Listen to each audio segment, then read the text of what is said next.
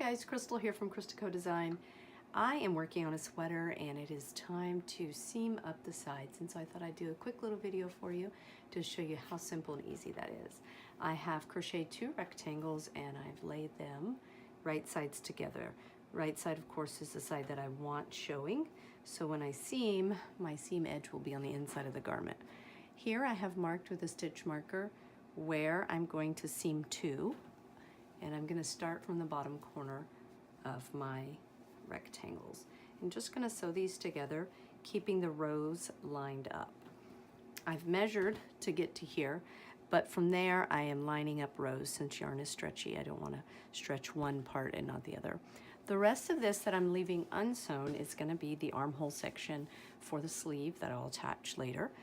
Up here will be the shoulder, and I have marked again with my stitch marker where to stop. So I will seam from the outside corner here and stop there. Then these unworked stitches will, these unseamed stitches will be the neck hole, and it may look small, but again, yarn is stretchy. Then I will seam from the stitch marker to the other corner. And then I will repeat on the other side for the side seam, starting in the same spot here, lining up my stripe rows and seaming down. Okay, so to get started, I am gonna start with my shoulder because I have a nice long tail that I left for seaming together. And I have used a tape measure to measure where I wanna stop. But as I am sewing, I'm gonna seam together stitch by stitch so that I don't accidentally, again, stretch the yarn, and so they match up. So this may not even be the right exact spot, but since I'm gonna go stitch by stitch, I will know. And of course, 1 stitch difference in the neck is not gonna make a huge difference. I just wanna make sure it's the same on the other side. So I will probably start in that other corner because that's where my tail is also. Okay, so to thread my yarn needle, I just fold it in half and kind of push it through. Okay, so I usually use what's known as the mattress stitch.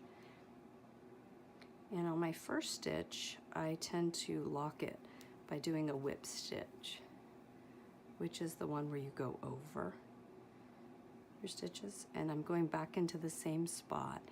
And this is gonna, again, lock it, keep it in place. So there I have my 2 end stitches. Now I am working into the very next stitches. Let me zoom in here for you for this next section.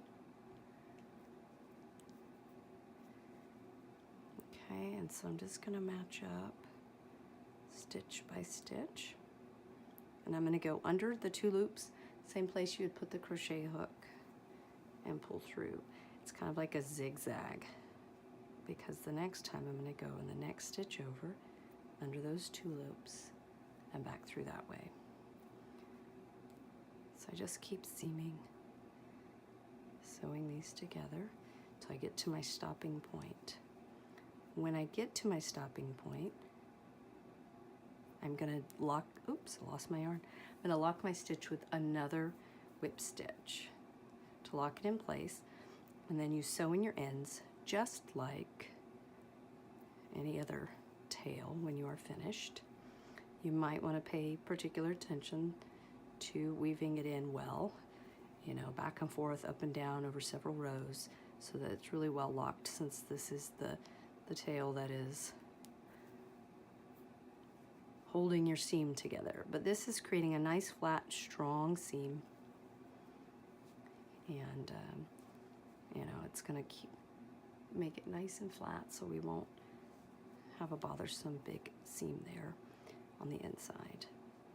Okay, so that's about how you use the mattress stitch to seam together your garments, and where you would do it if you're crocheting a rectangle and matching them up, and then adding your sleeves later.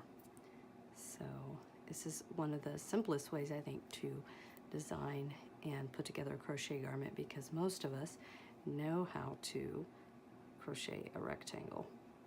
And really you're just making 4 of them, front, back, and then your 2 sleeves. All right, I hope that was helpful. Make sure you subscribe and check out more free tutorials.